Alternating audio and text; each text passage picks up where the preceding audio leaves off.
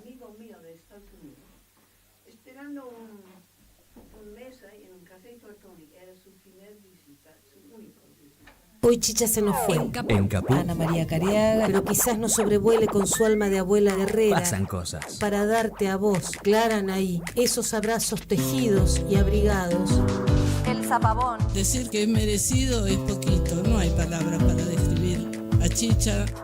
María Victoria. Con nosotros los nietos era sumamente cálida. Yo no me puedo olvidar de los regalitos que nos traía también a nosotros. Eve de Bonafini. Para mí fue una hermana, una amiga, una compañera. No sé por qué la vida nos juntó, pero nos pusimos de acuerdo en muchas cosas. Juan Martín Ramos Padilla. Esa placa que vamos a descubrir con el nombre de Chicha Mariani no es algo decorativo, pero es la asunción de un compromiso de defender las causas populares.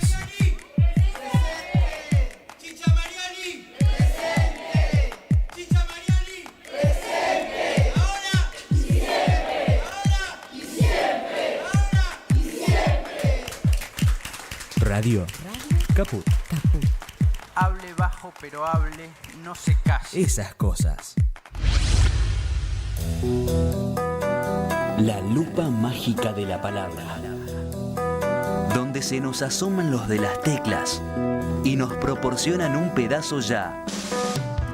La lupa mágica de la palabra, con la conducción de Alejandro Gil, desde San Miguel de Tucumán. La lupa mágica de la palabra. La palu cájima de la bralapa. De lunes a viernes a las 12 de la noche. En Capó. Soy muy tímida. Ok. Radio Caput. Radio Caput. Estás escuchando Caput. Radio Caput. Radio Caput. Te comunicas con nosotros al 11 65 16 44 46. Radio Caput. Radiocaput.com. Mientras todos duermen, algo muy extraño ocurre en los laboratorios químicos RX. Seguinos en Twitter, @Radio Caput, o en Facebook, Radio Caput. La hora de Moreno. El programa de Guillermo Moreno. Economía, política y actualidad. A puro peronismo. Los viernes a las 19 en Caput. ¡Ah, sí! Si quieres ver un paraíso, solo mira a tu alrededor y velo. Radio Caput. Desde el lugar de las utopías. En Caput. Quiero contarles un poco que pasa en Radio Caput. Pasan cosas. Y cuando uno entra, todos te esperan con una sonrisa. La pecera se llena de gente. Esa radio te sonríe. Es una radio que enseña, porque para mí la radio tiene que ver con eso, con lo que se transmite. Todo es sonrisa, todo es amor. Es una radio hecha con muchas ganas de hacer las cosas bien, ¿no? No sé si llamarlo un premio. Me parece que es un lazo entre la radio y las madres. Un lazo de amor, un lazo de comprensión, que es lo que a uno le hace falta para vivir. Radio Caput. Así que Radio Caput, a todos, a los compañeros, a los chicos, a todos. Les prometo que hasta el último día de mi vida, mientras pueda respirar y aunque sea caminar unos pasos, voy a seguir en esta lucha para ustedes, por ustedes. Gracias. Esas cosas. En Caput. El expresidente de Uruguay, José Pepe Mujica. Pasan cosas. Es un momento de cooperar, de juntarse, de aguantar la solidaridad. Lógicamente, cuando las papas queman, los hombros más fuertes den una mano a los más débiles. La solidaridad no es una cuestión de limosna espontánea. La solidaridad tiene que ser una política en este momento. Es momento de cooperar y creo que hay que llamar a que los hombros más fuertes den una mano a los más débiles. Radio Caput. Se tendrían que sentir orgullosos de poder contribuir. Esas cosas. En Caput. Había un viejo. Pasan cosas. No Dice así, si uno tiene un amor, una muchacha, una cosa que le anda por la piel por todas partes, digamos Buenos Aires, digamos un octubre, un poema, y pasa algo, ocurre que viene el mal, la peste, una desgracia, los cretinos mascadores de chicle, oleadores de todo lo que crece, un yanqui hijo de puta, los cretinos mascadores de chicle, para ser más precisos a matarlas, un yanqui hijo de puta. Entonces ya no se puede hablar así nomás, es necesario odiarlo, destruirlo, hay que pelear con rabia, encontrar la manera de acabarlo, salirles al encuentro como sea y además decir, como un rezo, casi obligatorio, yanqui hijo de puta, todos los días, y enseñárselo a los chicos. Radio Caput. Por amor a la vida, nada más, simplemente. Esas cosas. Norberto Galazo en Caput. ¿Querés arrancar la mañana bien informado? Infosiberia, las noticias en tu celular. Manda un mensaje de WhatsApp al 1128679078 y recibilo gratis todas las mañanas. Vos sos la única que me hace feliz cuando nadie te dice la verdad. Infosiberia, las noticias en tu celular. No seas como los demás. Manda un mensaje de WhatsApp y recibilo gratis todas las mañanas. En Caput. Estamos con el padre Paco, que para mí es un placer y un honor. Buen día. Hola, buen día. Pasan cosas. Riéndome, seguramente Eve habría dicho alguna de sus bravuconadas y seguramente me hizo reír profundamente. No recuerdo exacto, pero sí recuerdo lo último que nos dijo en la plaza.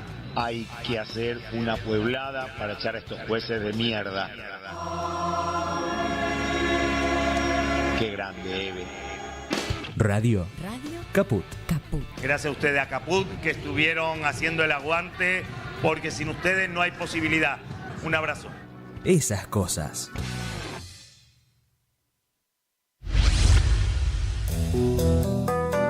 La lupa mágica de la palabra, donde se nos asoman los de las teclas y nos proporcionan un pedazo ya.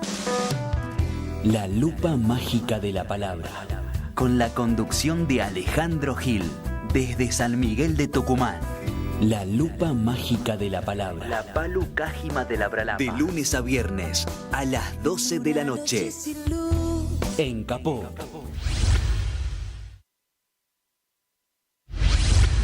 Un programa que apoya permanentemente al teatro independiente y al arte en sus distintas ramas.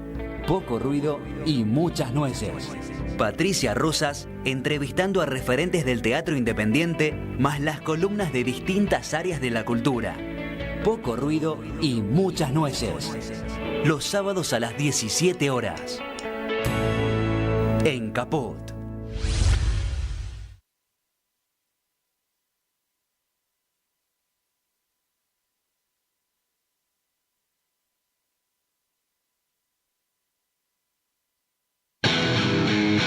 En Caput pasan cosas. Yo no quiero llamar periodistas a los sirvientes. No quiero llamar periodistas a los que cobran para destruirnos. Que estos que se dicen periodistas y que dicen la verdad pero a medias, hay que ponerles otro nombre. Yo hablo de los verdaderos periodistas. Hay cantidad de radios como esta que se juegan, que les cuesta, que es un esfuerzo enorme, pero que siguen estando en el aire. Me parece que eso es lo que hay que reivindicar. Radio Caput. Yo hablo de los verdaderos periodistas. Esas cosas. ¡Ah, sí! Si quieres ver un paraíso, solo mira a tu alrededor y velo. Radio Caput. Desde el lugar de las utopías. Radiocaput.com. Mientras todos duermen, algo muy extraño ocurre en los laboratorios químicos RX.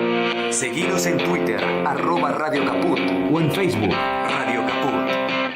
5, 4, 3, 2, 1. ¿No quieren? Mátenlo. Bueno, a ver. Ok. Sí. Esa, ¿no? Sí.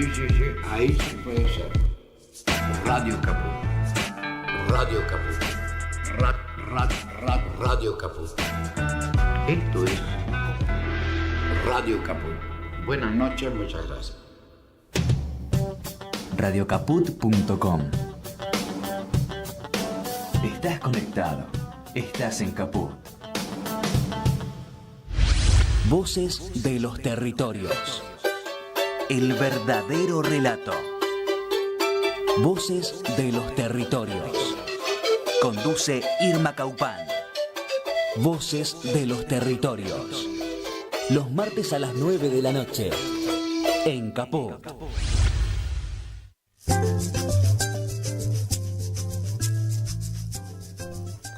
Mari Compuché, Mari Pulamien, esto es Voces de los Territorios, un programa del Movimiento de Mujeres y Diversidades Indígenas por el Buen Vivir. Y hoy estoy con toda una comunidad pluri que ya vamos a presentar, pero antes queríamos volver a recordar nuestro 11º aniversario como movimiento, así que vamos a ver un videíto.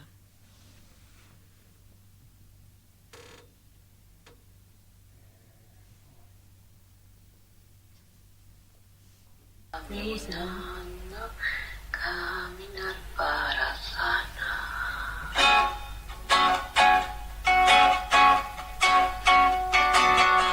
Hoy decidimos caminar el día 14 de marzo para sanar. Así volveremos a encontrarnos con distintos territorios hermanos que luchamos pidiendo justicia y seguiremos caminando para sanar.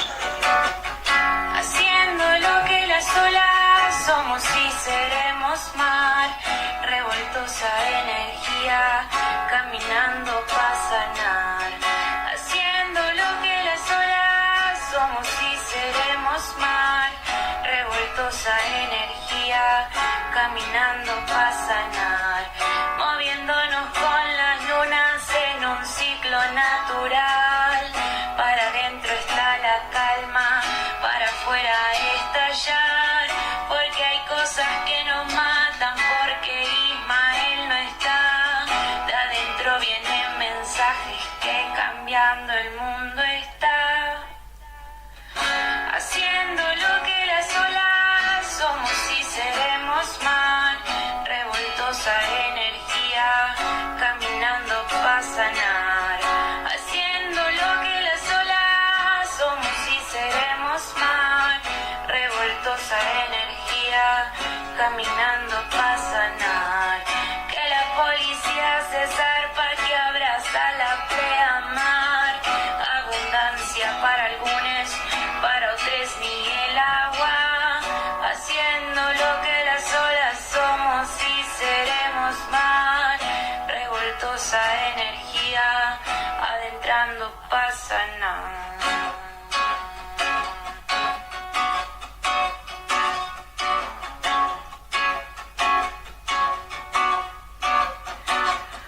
Con la rabia desbordada, llorando una hermana más. La violaron en manada, la mataron, ya no está. Su abono de flor nativa pide a gritos la venganza. Caminamos hermanadas contra toda esta matanza. No acostumbramos a las muertas, nadie era una más. Nos cortaron una rama, raíces estallarán, flores nativas en rebelión, incendiarias del sistema de racismo y misoginia. Abrazamos a la tierra, sagrado nuestros pasos, cuidadores del andar. Mientras no tengamos justicia, para ellos no habrá paz. Neken na dos gestio iom na jesat pashinapat la taribusipai sapia kanye yaktokomi noite sarnakanya kumaranya taki jaguata ñamongüerangua Trecaín, Taín, Tremoleán, caminamos para sanar. Haciendo lo que las olas somos y seremos mar, revueltos a energía, caminando para sanar. Haciendo lo que las olas somos y seremos mar, revueltos a energía, caminando para sanar. Haciendo lo que las olas somos y seremos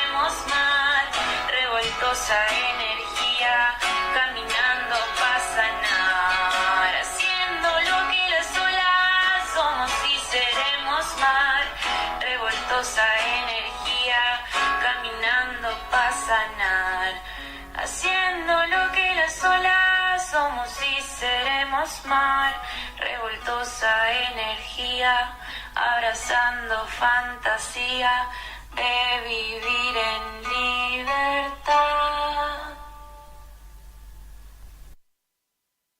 Qué belleza, ¿no? Linda canción, fuerte. La verdad que muchísimos recuerdos, ¿eh? Tenemos un caminar de 11 años que han pasado tantas cosas. Es bueno también poder recuperar un poco la memoria, ¿eh? Sí, ver todas esas imágenes de las hermanas, la verdad que emociona, porque es mucho. Y bueno, hoy en Voces de los Territorios, y bueno, tenemos diferentes voces acá acompañándonos también en este aniversario, ¿no? Y voy a presentar primero a Demetria y a Zeto,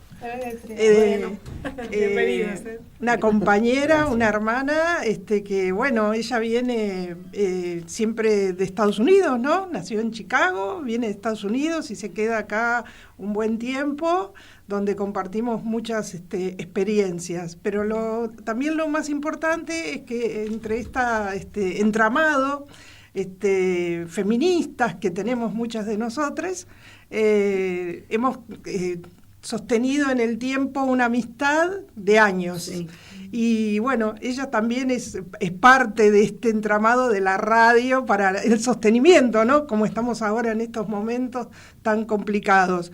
Y bueno, está acá con nosotros porque realmente es importante escuchar su voz, sabiendo cómo están todas las situaciones en todos los territorios, sabiendo ella que tiene que volver a su territorio en Chicago y cómo está Estados Unidos con todo lo que está sucediendo en todas partes.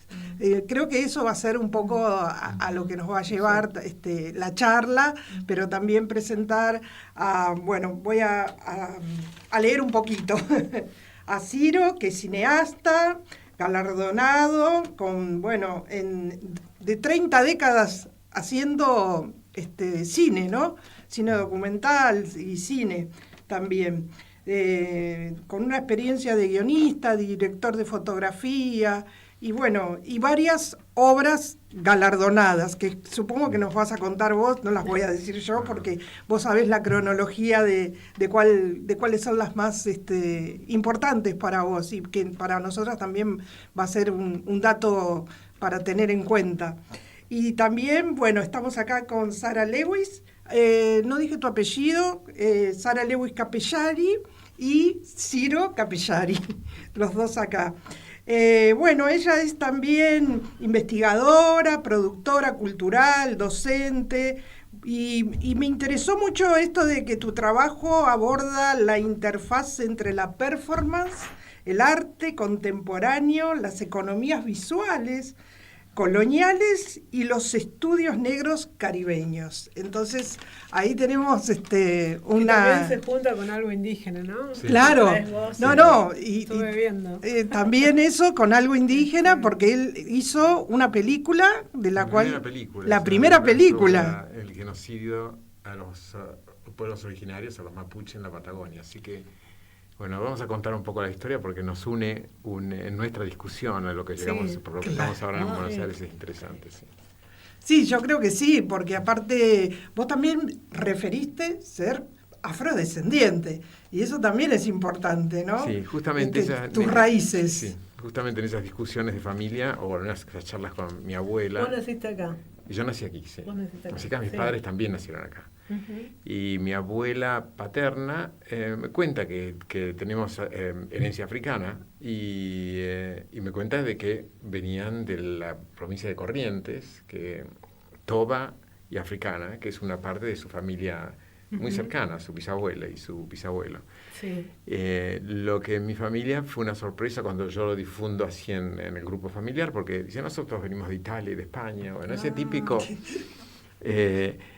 proceso de identidad argentino que sí, que no vinimos de los marcos europeos, porque también los afro vinieron de los marcos y los indígenas estaban acá, los pueblos originarios estaban acá. Así que, eso es muy interesante ponerlo en la mesa así, para mí, como experiencia en la familia. Claro.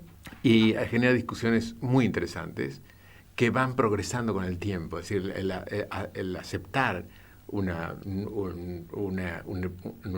cosa que es un fact, una información factual, digamos, que es verdad, además, contada por una abuela, es muy importante para una familia. A pesar de que en un principio algunos lo nieguen, después abre discusiones y abre una nueva forma de verse a sí mismo. Y eso fue interesante. Bueno, eso no quiero ir por esa rama. Pero el tema, para mí, el tema de la afroargentinidad es un tema muy interesante, y eso surgió de nuevo en mi vida por la relación con Sara, cuando somos pareja de hace 14 años ya. Y las primeras veces que viene a Argentina se encuentra como, bueno, Sara lo puede contar mejor, cómo ella se sintió, y eso generó una discusión entre nosotros dos. ¿Hay racismo en la Argentina? ¿Qué pasa en la Argentina? ¿Por qué una mujer de piel oscura puede caminar por la calle y le gritan brasileña y no la escucharon hablar, no saben quién es? ¿Por qué puede pasar eso, ¿no? Entonces, bueno, de ahí surgió toda una discusión sobre la identidad, entre comillas, argentina, para mí planificada y diseñada desde el comienzo de la República. Y todo tiene una continuidad. La Guerra del Desierto no es más que no solamente la desaparición, y no solo la invisibilización, sino la desaparición de los pueblos originarios, el enrolamiento de los esclavos en las guerras de la independencia es también una intención de sacárselos de encima. Y bueno, las desapariciones son una parte de nuestra historia muy fuerte, muy triste, y continuaron hasta los años 70 y bueno, nosotros empezamos a discutir ese tema. ¿Por qué invisibilizamos algo tan valioso para nosotros, que es tan importante, tan rico, tan bello, que nos hace nuestra identidad, que forma nuestra identidad? Y de ahí surgió este proyecto que se llama ¿Qué nos dicen los fantasmas? Porque sabiendo de la teoría, eso es una cosa que surgió de Sara, que dice, nos están hablando todo el tiempo, no es que no están. Nos están hablando porque nos están diciendo cosas lindas todo el tiempo, la música, lo que comemos, las palabras que usamos, están por todos lados. Es decir, no es que no se puede borrar, las culturas no se pueden borrar. Es eso que dicen los fantasmas, me llegó en un sueño, una noche que fuimos en Berlín a escuchar un tango, ¿no? Una mujer cantando, ¿te recuerdas? Sí. Y no sé qué me pasó, pero sí, estaba durmiendo y de golpe me llegó que dicen los fantasmas, porque era una cosa como muy fuerte de sentido que pasó muchos después de la primera vez que estaba en Argentina, porque me tocó mucho la primera vez que yo estaba aquí. Yo he viajado en muchos lados del mundo y claro, en muchos lugares soy la única que se parece como yo, pero aquí yo sentí el color de mi piel muy fuerte. Y era sobre ese tema también, a llamarme brasilera, como algo que tú no puedes ser de aquí. Era una negación que sentí muy, muy, muy fuerte. Y porque me tocó tanto, me tomó tiempo pensando en eso. Y después, escuchando música, hablando con Ciro, sí, en un sueño me llegó ese que dicen los fantasmas, porque están aquí y lo necesitamos. Visibilizar. Sí, visibilizar. O sentirlos. Así. Sentirlos. A tener una sensibilidad a sentirlos, porque están aquí con nosotros. Que no son fantasmas, nosotros hablamos de fuerzas, ¿no? Fuerzas espirituales, de energías. De ancestralidad que nos acompaña, ¿no? Sí, decimos, what do the ghosts say? Porque en inglés, ghosting también tiene una forma de eso que estamos diciendo de negación. De invisibilización. So en inglés tiene ese doble sentido que no es que no estamos aquí o estamos, pero es algo que también te negan, ghosting. ¿Yeah? Sí, el usar to ghost, el verbo de to ghost, ghosting, quiere decir cuando uno invisibiliza a una persona. Se habla en las relaciones, cuando una persona no quiere, la hace desaparecer de su vida, pero también se habla de los pueblos o de los grupos que son invisibilizados. Entonces nos pareció muy interesante la relación entre, no existe en español, pero me pareció muy interesante, claro, que no son fantasmas en el sentido de una presencia física.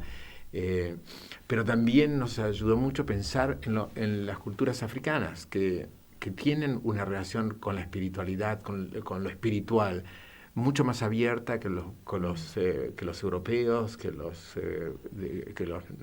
grupos occidentales, y realmente la presencia de la memoria es muy importante. La presencia de la memoria es casi física, no es algo que se está viviendo con la comunidad.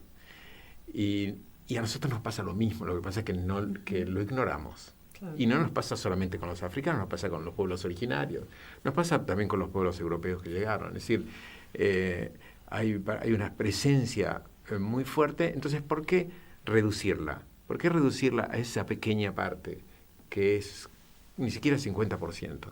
Es decir, ahí hay un plan, históricamente un plan, que era ser una nación europea, y lo vemos en la arquitectura de la ciudad. Estamos ahora filmando un poco, observando la arquitectura de la ciudad.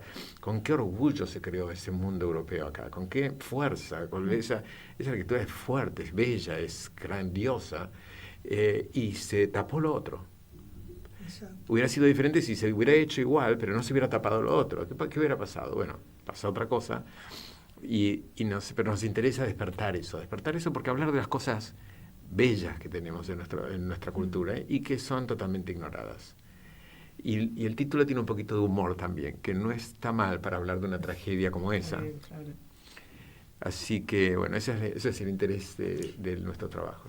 Sí, que creo que lo que no dijimos es eso, que ustedes están filmando porque van a hacer la película, y que la película, ¿cómo se llama? ¿El protagonista o la persona que va a ser como...? Bueno, Sara, como trabaja en estudios performáticos, su hermana es una coreógrafa y bailarina, y las dos organizaron un festival, es decir, invitaron a artistas a un festival en Alemania, donde invitaron a Faustin Yinjekula, que yo lo vi por primera vez, ellos ya lo conocían, y es un artista del Congo, tiene un estudios Kabako, un grupo cultural fundado por él en Kasangani, lo pronuncio mal, una ciudad en el centro del Congo, y es un coreógrafo muy conocido internacionalmente, ha presentado su obra en todos los museos y salas del mundo, es decir, es muy conocido, un bailarín muy especial, muy respetado, y yo me hice también amigo de él y empezamos a tener una relación lejana, porque él viaja por todo el mundo, nunca está en un lugar, pero tuvimos una relación. Y en un momento de discusión sobre la película pensábamos, ¿por qué no Faustin es del Congo? Yo había averiguado un poco del origen de las palabras que usamos en el castellano, en el lunfardo, que son mucho del idioma kikongo y del bantú. Son dos idiomas que se hablan en el Congo y en Angola. Y algunos de Yoruba, que son más del norte occidental africano. Pero la mayoría de las palabras son de esa zona. Entonces le digo, es interesante que un congolés venga y descubra eso. ¿Qué pasa? ¿Qué pasa si él empieza a sentir las cosas? Y justamente Faustin, que se define como un contador de historias, que cuenta historias basada en las ruinas de su propia cultura destruida por el colonialismo. Así que fue como una invitación. Cuando le dijimos a Argentina, dice, pero Argentina, a mí me gusta el fútbol. Dice, yo creí que el único país que no tenía africanos, un negro en el equipo de fútbol. Y le digo, no, yo pensaba que si me invitan a Argentina es para hacer un poco una pausa de toda la locura en la que yo estoy metido y relajarme. Y dice, no, ahí me meto en medio de lo mío. Y sí, digo, bueno, esa justamente es la intención. Así que nos pusimos de acuerdo y él va a venir a la Argentina a presentar su obra, a hacer talleres, a conectarse con la cultura argentina. Bueno. Y eso va a ser el corazón de la película. Y eso nos da una buena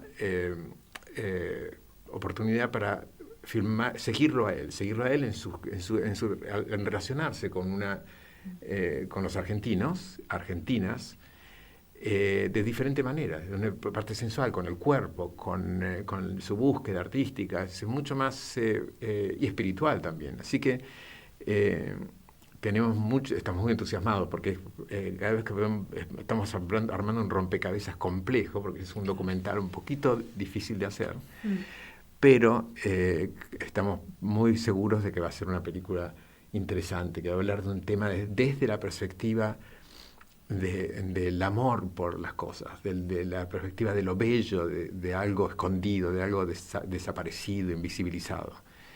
Dar valor a cosas que es importante dar valor. De lo que quieren ocultar siempre, ¿no? Sí, pero visto desde otra mirada también. Desde otra mirada. Mucho más amorosa, o recuperando la amorosidad de todo eso, ¿no? Bueno, y Demetria, ¿vos qué te pasó? Sí, mire, ¿qué vas a filmar en la manzana de las luces? Porque para mí, cuando voy a este lugar, yo siento los fantasmas. Yo siento el pasado de los negros en este país. Siempre, y cada vez parece muy espiritual para mí. Y no soy de acá, soy de Estados Unidos, soy blanco, yo sé quién soy, pero acá es una mezcla de culturas, de gente que nunca vi con los mismos ojos que tengo ahora, gracias a ellas dos. Y gracias a vos que te conmovés y buscás, tenés tu búsqueda, pero realmente también impacta y es muy amoroso que alguien de otra cultura totalmente ajena a todo esto se conmueva y sienta y apoye un programa así o esté difundiendo algo que no tiene nada que ver y con va a todos los eventos. Entonces, estos procesos son los que justamente necesitamos difundir. Hace como 3 años, creo que todavía 3 años, pero seguimos, obvio. Estoy juntando dinero, pidiendo a mis amigos. A las amigas feministas. Sí, pidiendo a mis amigas feministas en Chicago y en Estados Unidos apoyar, porque yo sé que no es gratis hacer un programa de radio, 1 hora cada vez, cada semana, por años. ¿Cuántos años? 7, 8, 6 años. Y con esta economía acá, cuesta más cada mes, parece. Es importante compartir. Y mis amigas en Estados Unidos tienen un poquito más plata que yo, o más plata que yo, y pueden ayudar, y tenemos los mismos valores, ¿no? Lo importante es que ella también se conmueva en eso, también es re importante, y que puedan difundirlo, ¿no? Sí. Algo tan extrapolado que estamos hablando de terricidio, de pueblos indígenas, ¿no? Falta de agua, la lucha por los glaciares, tantas cosas, ¿no? Sí, yo me acuerdo que era, no sé, como 2012 o 13, fui con 4 mujeres de una universidad en Chicago. Fuimos al Vendimia, ¿no? En Mendoza. Y había el festival de Vendimia, ¿no? Es grande, hay muchos marchas, pero yo quedo con una amiga en otra parte de la ciudad, no con los ricos en la Vendimia, y había otra marcha. Y yo vi carteles diciendo que el agua vale más de oro. Me impresionó mucho. Y ahora con lo que está sucediendo, peligrosísimo ley que va a poner mi ley, pero ojalá que no, es lo mismo. Tenemos que proteger nuestro mundo. No basta de terricidio, la verdad, que dicen el movimiento de mujeres indígenas y diversidades por el buen vivir.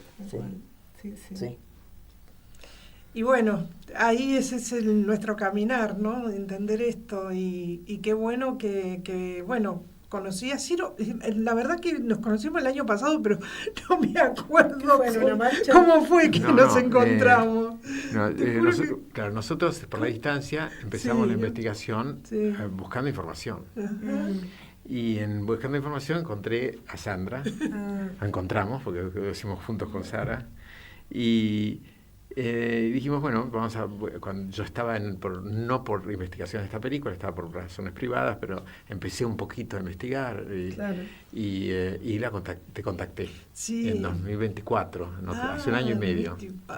Mirá. Y nos entendimos muy bien, ¿no? Desde el principio, y hablamos mucho y te hice el primer un interview. Sí, porque con vos. creo que encima creo que fue en mi casa, ¿no? En tu casa, sí. Me recibiste en tu casa y hice interview en tu casa. Sí. Después fui a filmar una marcha de Fuimos, candomblé. de ahí que salió el tráiler. Claro, sí. Lo vi. Y fue bueno, un Día de la Madre, creo que fue. Sí, el Día de la Madre. El Día de la Madre. Sí.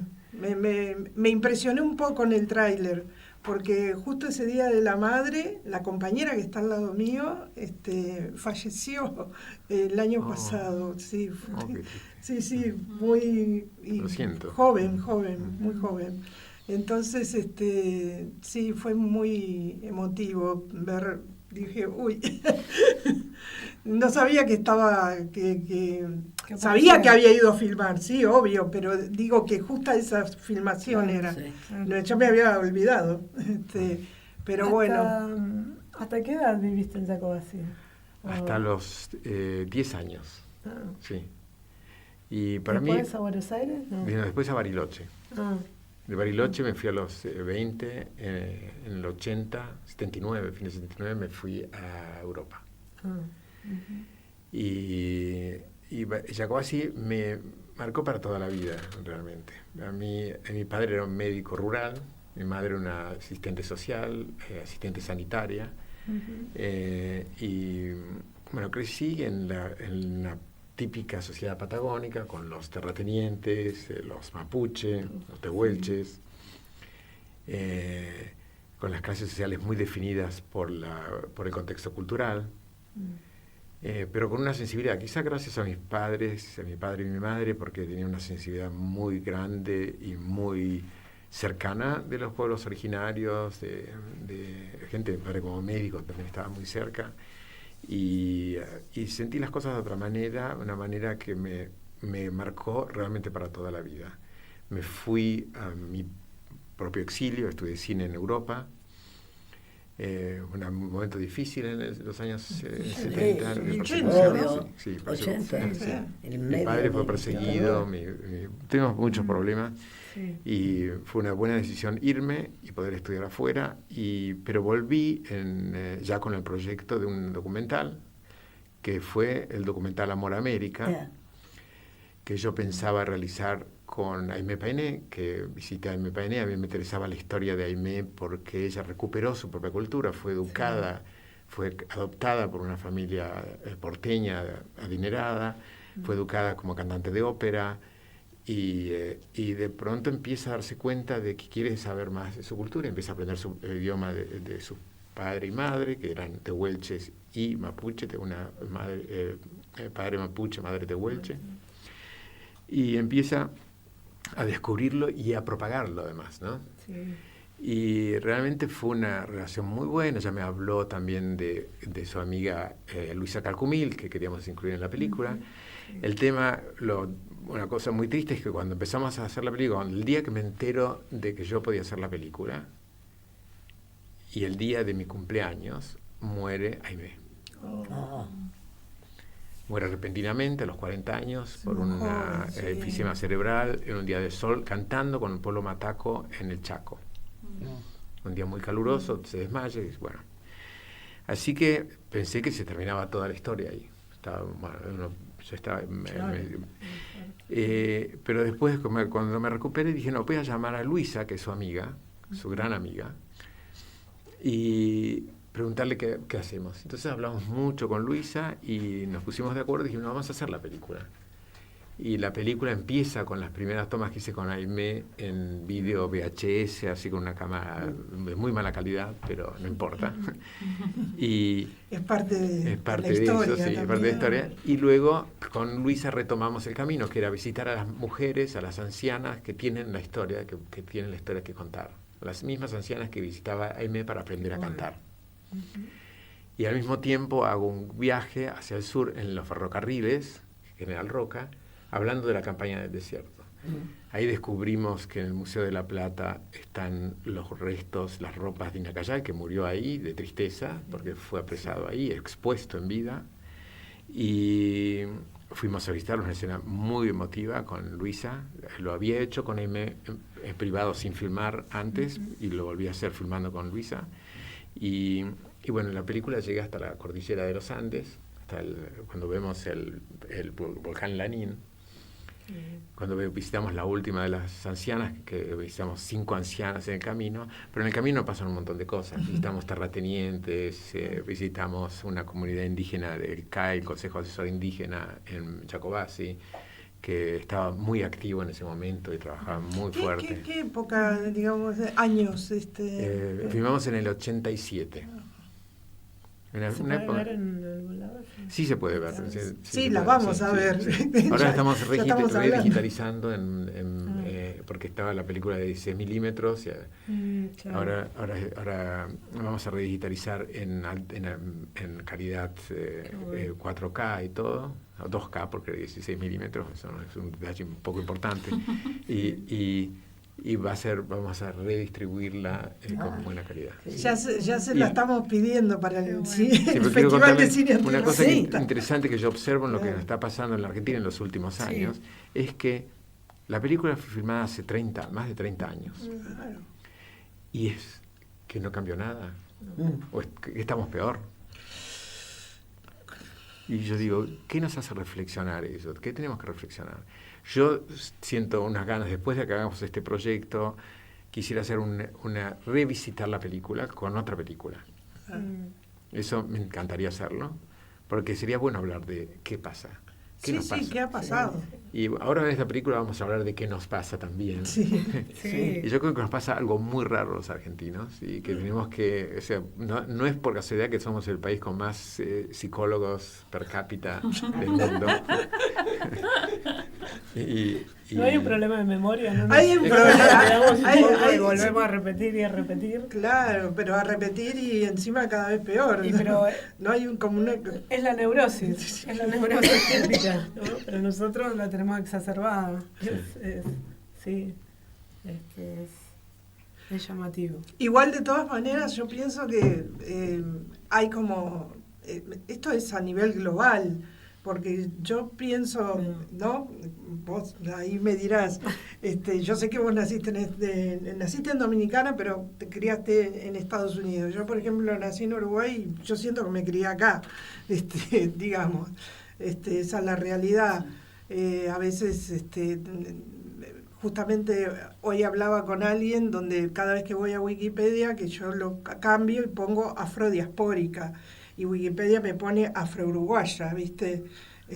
Yo quiero... Que es cierto también. Sí, pero es cierto, pero quiero salir de esa cosa de las nacionalidades, porque me siento más diáspora en cualquier parte del mundo. Voy a seguir siendo la misma negra, a eso me refiero. En cambio, las nacionalidades te van a ubicar en determinado espacio y lugar y tiempo, ¿no? También. Hablando un poco de esto en relación a que me acuerdo, por ejemplo, estar en el 2003 en República Dominicana, el primer viaje que hice así tipo internacional, y fue en 2013 cuando deciden que los hijos de los haitianos en Dominicana no son dominicanos, o sea, una cosa, o sea, es la misma gente, a eso es lo que siempre refiero. Los que estamos acá, que fuimos traídos en calidad de esclavizados, algunos eran de Angola, otros del Congo, de Nigeria, de otras partes de África, que es enorme, pero las personas somos las mismas de ese territorio. Y eso es lo que a mí como que me enerva cuando empiezan con el nacionalismo y que genera división. Para eso están los estados, por eso. Exactamente, pero por ejemplo, a los pueblos originarios les pasa esto, o sea, sos toba, o aymara, hay quechua, no, son argentinos, los otros son bolivianos, o sea, Y es la misma Depende de los comunidad. procesos identitarios, y es lo mismo. Claro. ¿Por qué? Porque los estados te determinan y condicionan. Sí, Después uno puede elegir, yo soy mapuche, Ujú. aunque nací en este territorio que se dice Argentina, Claro. pero me reconozco como mapuche. Entonces, bueno, eso es lo que uno logra o lo que uno decide, ¿no? Más allá de los estados. Por supuesto, pero por eso digo que pasa que ahora estamos, eso fue en el 2013, ahora resulta que estamos acá y seguimos con el tema, por lo menos para nosotros, el racismo nos aplasta, es una cosa, es una cosa que no hay manera de que de alguna manera se pueda disolver o diseccionar o entender que nos va a afectar ahora no solamente por el color nuestro de la piel, por ser negras o negros, sino ahora es como más Es más que no expuesto tiene que ver todavía. con un color de piel, No, sí. Tiene que ver con derechos, es sí, mucho más también, amplio el sí. racismo, ¿no? Sí. Lamentablemente, ¿no? Y se va ampliando cada vez más, claro. Yo quiero decir algo sobre eso, pero quizás lo digo primero en inglés, si está bien. There's a scholar by the name of Sylvia Wynter. ¿Conocen ella? ¿Conoce este? Sylvia Wynter. ¿Silvia? Sylvia Wynter. No, Silvia Es del Caribe, pero ella es one of the founders of Black Studies in the United States. Fundadores de estudios de negritud. Ajá. Y ella escribe sobre ese tema, porque the repetition, over and over and over again. Y ella tiene una teoría que es que ser humano definió los europeos en 1492, and it overrepresented itself as the human. So el occidente se piensa universal, y con esa universalidad se instiga una jerarquía de ser, de conocimiento, de sentir, que todavía sigue hoy. Presente. Pero también es sobre ese tema de qué es ser humano. Y qué es ser humano es definido del occidente. Eso quiere decir que hay muchas otras formas de ser humano. Pero cuando estamos hablando de temas de derechos humanos internacional, el problema es que hay unos que no están considerados. No que no están considerados. They found the entire hierarchy of being. They found the structure. They have to be at the bottom of the structure of the human. Sí, hay unos que están abajo de la estructura y otros que están arriba de la estructura. Hay unos que tienen más derechos y otros que tienen menos. Más poder, más derechos, menos poder, menos derechos. Claro. Y está definido jerarquía. por razas, por clases sociales, pero especialmente por razas y origen. Pero también la definición de ser humano. Eso está en las leyes internacionales ahora. Claro, y que viene del comienzo de la colonia, viene definido por los europeos como esa definición del ser humano. Se crea un sistema de jerarquías que se ha crecido dentro de los sistemas legales, de las constituciones nacionales, educación, en la educación, que está tan metido que estructura, es un problema estructural, estructura toda la relación, la percepción, ¿no? Las estéticas en las que vivimos. Es muy interesante ese punto. Y bueno, Sara trabajó mucho, ahora hizo justamente un programa de radio sobre ese tema, Haití, República Dominicana, que lo presentó en Berlín y en Viena este año, en diciembre, y ahora hace 4 semanas. ¿Vos podés contar un poco? Sí, era eso. Hablando de memoria, hasta hoy no conocen que, not officially recognized. No reconoce el gobierno. El genocidio que hicieron contra los haitianos en 1937. Y en un país a donde casi todos son afrodescendientes, eso era un momento que uno necesitaba enseñarse como no negro, negarse de eso, por el miedo que te matan. Y es interesante cuando la gente se recuerda de ese genocidio, ¿qué recuerdan? Recuerdan la violencia recuerdan el cuerpo negro y recuerdan la caña de azúcar. Pero que es interesante, en ese genocidio no eran los cortadores de caña que mataron. Mataron la gente libre que no estaban en los patés, the sugar plantations, que son plantaciones de azúcar. Eran la gente libre que no estaban trabajando en esos maestros, maestras, estaban matando los negros libres, diciéndole, mira, en una forma horrible, con machetes mataron la gente, con machetes como cortan el azúcar, para que el Estado le enseñaba a la gente, mira, el único lugar a donde tú puedes quedarte es adentro de esos batallas. Adentro de la plantación de azúcar, trabajando. Poco a poco, o te mueres rápido aquí afuera. Es una cosa muy fuerte. Y sí, era un capítulo de mi doctorado, pero no lo podía escribir porque no quería reproducir esa violencia otra vez. Solo lo hizo en otra forma más poética y es un programa de radio a donde es el recuerdo de esa vida afuera de la plantación, esa vida negra que todavía está ahí, de los fantasmas que todavía no pueden matar tan fácil. Eso es el tema de ese programa. Muy interesante. Sí, bueno. Qué bueno. Sí, nos quedamos así. Como, bueno, es un poco, acá, gracias a Ciro y a Sara, fuimos a el Zanjón de Granados. Sí. Y ahora vamos a hablar un poquito del Zanjón. ¿Ustedes lo conocían? No. Primero ellos. Sí. Primero que hablen ellos. Sí, que hablen ellos.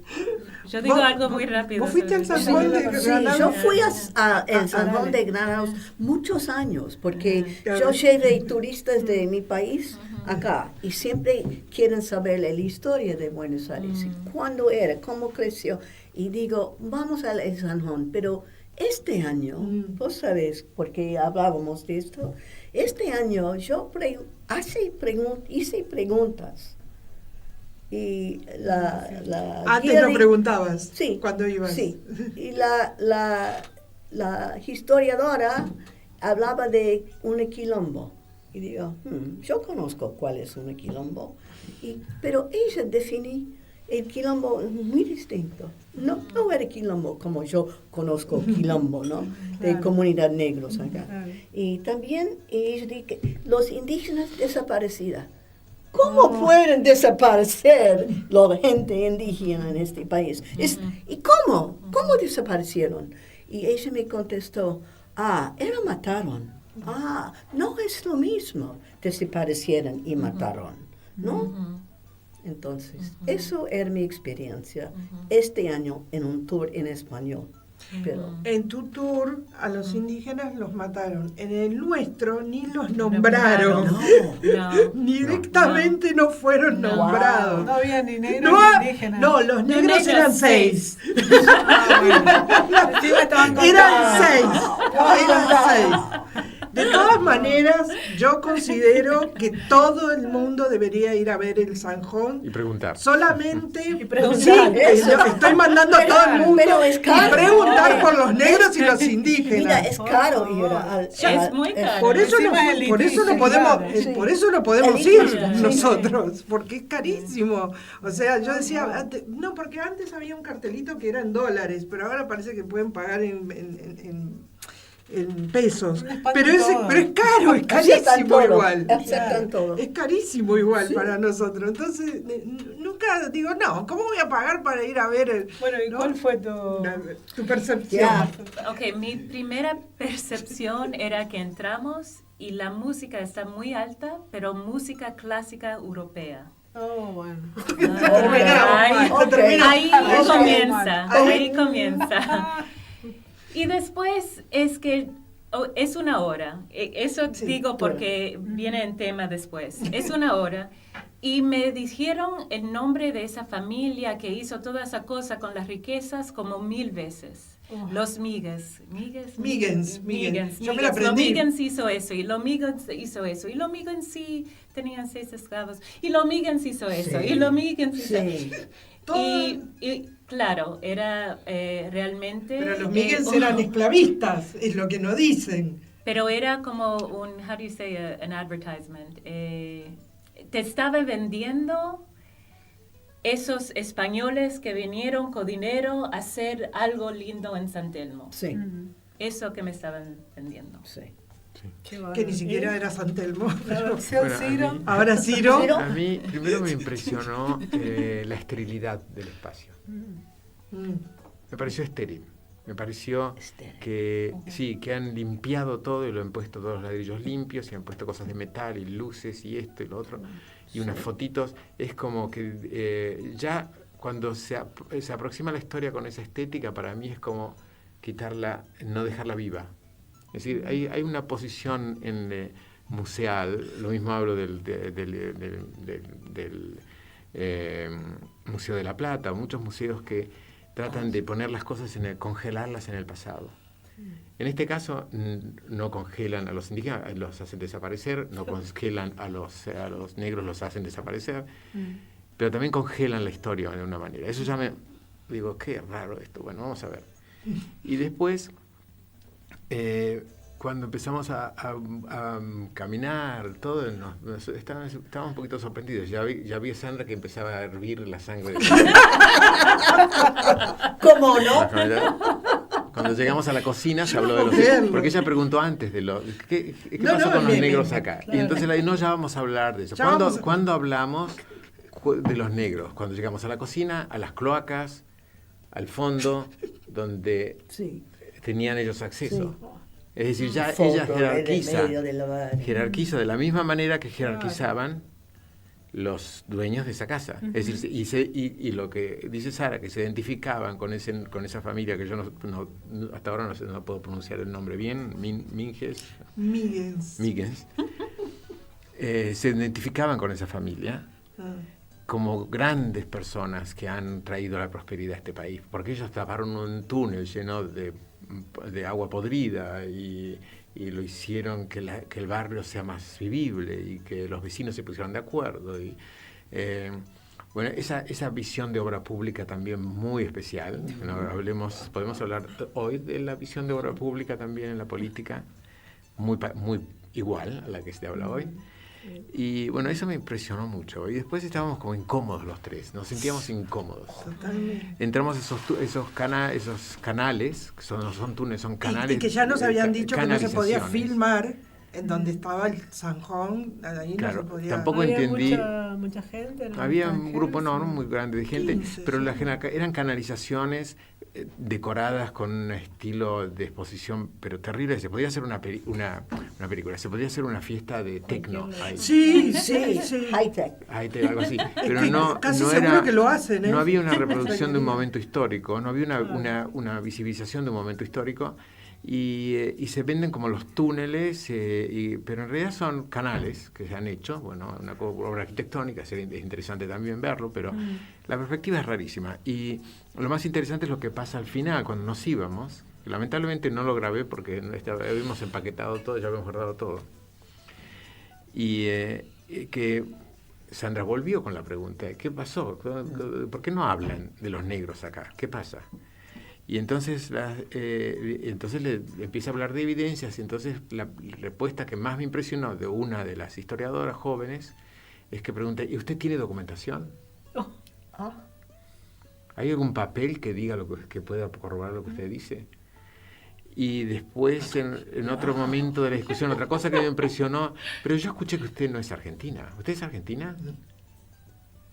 Me preguntó también, ¿de dónde sos? Me preguntaron. Sí, como como que ser argentino o argentina te autoriza a una cierta cosa, que no te autoriza a nada, porque cuando decís soy argentino, va a haber otra forma de quitarte esa autoridad de poder hablar de algo, pero es una pregunta totalmente fuera de lugar, una pregunta que te jerarquiza de alguna manera. Y lo otro que me impresionó mucho, que son estudiantes de historia de la Universidad Argentina. Es decir, estudiantes de historia que no tienen pensamiento crítico. Y justamente estudiando historia hablamos de eso con ellas, decimos, pero ¿cómo? Ustedes estudian historia no entienden lo que es una visión crítica de la historia, una visión de que la historia es viva, no es solamente los documentos, sí se puede hacer una reproducción de un momento histórico a través de juicios y cosas documentadas, pero hay cosas también no documentadas. Hay trabajo de campo, trabajo de relato. Por ejemplo, no se sabría nada de los mapuches si no hubiera los testimonios de esas mujeres, ¿no? Bueno, lo mismo que hace el gobierno con las comunidades, ¿no? ¿Dónde están los papeles? ¿Dónde está escrito? Claro. No importa la ancestralidad y toda la cantidad de años que han defendido y han cuidado de esos territorios. El gobierno quiere el papel, que diga que acá figure que es tuyo, ¿no? Claro, y eso es una cosa... ¿A quién se lo compró? Te terminan diciendo. ¿Quién lo cuánto pagó? ¿Y cómo hizo para hacerlo? No, es terrible. Y el tema es que hay un grupo en Mapuche, en Chile, que han tomado un territorio que era parques nacionales y han negociado con el gobierno de administrarlo ellos. Y el líder de ese grupo es un joven mapuche, no recuerdo el nombre ahora, que estudió geología. Porque él se dio cuenta muy joven, dijo, si yo quiero combatir este sistema, tengo que usar la ciencia que ellos usan. Geografía, no geología. Estudió geografía, se convirtió en geógrafo y empezó a plantear las cosas desde la estrategia geográfica de los lugares y de la historia geográfica de los lugares, y argumenta con términos científicos occidentales. Y logró hacer un contrato firmado con el gobierno de Chile en que la comunidad mapuche es la que administra esos territorios protegidos. Porque él por ahí pudo, digamos, diagramar en qué límites estaba esa comunidad, porque eso también por ahí preguntan, y hacer ¿no? Recuperar sus modos de alguna manera que puedan estar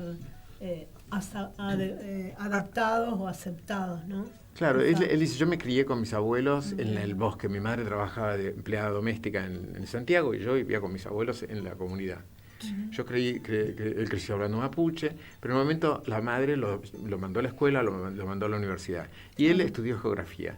Al ser geógrafo, él entiende perfectamente la legalidad de los sistemas geográficos. Los geógrafos que hacían, venían a delimitar, porque somos diferentes países, ellos delimitaron los países por territorio, la economía está basada en una división geográfica, ¿no? Claro. La geografía política, como lo llamamos. Y él sabe, es un tipo que estudió bien eso, entonces él tiene elementos para combatir las cosas de otra manera o discutir de otra manera, y ha logrado cosas impresionantes. Es decir, no sé por qué me desvié por ahí, pero es justamente ese tema de las perspectivas con las que nos confrontamos. Es decir, y yo vuelvo a hablar de las historiadoras, que en realidad si no ves historia con un pensamiento crítico, con un pensamiento analítico y abierto, no podés. Sí, pero aparte nombran a su, como se dice, asesora, quien le escribe el guión, que ellas lo cambian o ven, porque ellas preguntan, ¿alguna pregunta tienen? Pero si de repente el grupo no tiene ninguna pregunta para hacer, y cuando hay alguien que les hace una pregunta no saben qué contestar, ¿para qué vas a hacer otra pregunta, no? Y de repente vos ves un interactivo que hago así, cuando veo el interactivo, como si mirara acá, veo que pasa la foto de Remedio del Valle, pero si no le dicen a la gente, miren esto, nada. O sea, claro. La gente viene a un lugar a que se lo muestren, a que le hablen, pero claro, a que no le corten. El tema es, me parece también un poco volver a esto de la memoria, recuperar la memoria, poder repensarse, porque si no seguimos diciendo que hubo una campaña al desierto, que había desierto, que no... El Estado constantemente, vende eso. Entonces ellas, si se limitan a los papelitos que le dan, y bueno... y siguen un guión. Van a seguir repitiendo lo mismo, ¿no? Lamentablemente sí, y lamentablemente lo hacen acá en plena ciudad de Buenos Aires. Claro. Imagínate. Bueno, este país nació de un discurso único y de un genocidio indígena. Y sigue con un discurso único. Por eso el racismo avanza cada vez más, y por eso luchamos contra el racismo y tratamos que aparezcan todas las voces y sobre todo darle a las voces de los territorios, ¿no? que puedan ser escuchadas, ¿no? Ante un Estado totalmente terricida. Estamos terminando, se nos fue volando. Seguiríamos. La próxima traemos a las chicas que dan ese paseo. A ver qué pueden decir, para que tengan un poco de guión, para que tengan un poco de para que escuchen otras voces. Sí. Bueno, totalmente agradecidas, la verdad que muchas gracias por venir. Gracias, Demetria, buen viaje, buen regreso. Aparte que quería que se conocieran, porque bueno. La verdad que gracias Sandra, gracias al operador. Gracias al operador. Y bueno, nos vamos a encontrar el martes que viene. Teucayal. Soy Osvaldo Bayer. Bueno, un saludo para la Radio Caput, radio de nombre increíble, roto, jodido, completamente aniquilado, que haya puesto ese nombre, ¿no? Con mucha ironía, evidentemente. Bueno, les deseo el mejor de los progresos, les deseo el mejor de los futuros, pero que nunca estén caput. Gracias. Pero que nunca estén caput. Radiocaput.com